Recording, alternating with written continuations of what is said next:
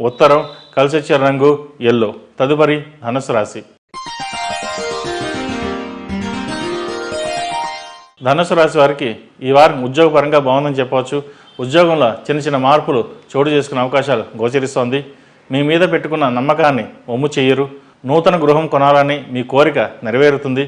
ప్రస్తుతం గృహం ఉన్నవారు దానిని అమ్మి ఇంకో చోట కొనాలనుకుంటారు. అవి కొద్దిగా ఆలస్యం అయ్యే అవకాశం గోచరిస్తోంది. ఈ వారం విదేశీ వ్యవహారాలు సంబంధించిన విషయ వ్యవహారాలు అనుకూలిస్తాయి. ఫైనాన్స్ పరంగా కొంత ఇబ్బందికరంగా మారవచ్చు. మనకు రావాల్సిన ధనం సకాలంలో చేతికి అందవు. వ్యాపారస్తులకు ఈ వారం బాగుందని చెప్పవచ్చు.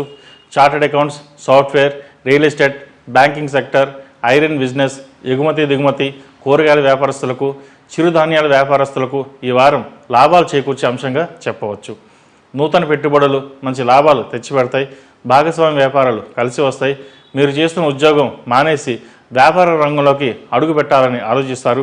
అన్ని విధాలుగా ఆలోచించి ముందుకు వెళ్ళడం చెప్పదగిన సూచన. ఆర్థిక పరంగా బాగుంటుందని చెప్పవచ్చు. కొంత ఇబ్బందులు ఎదురైనా వాటిని అధిగమించగలుగుతారు.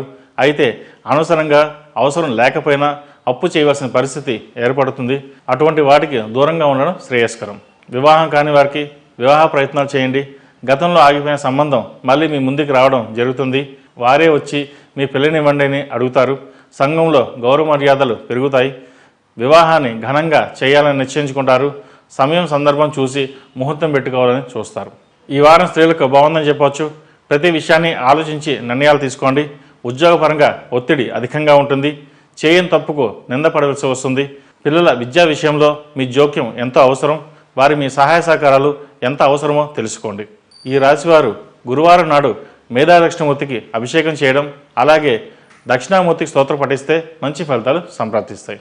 ఈ రాశిలో జన్మించిన వారికి కలిసొచ్చే సంఖ్య నంబర్ 5, కలిసొచ్చే దిక్కు తూర్పు, కలిసొచ్చే రంగు మెరూన్. తదుపరి మకర రాశి.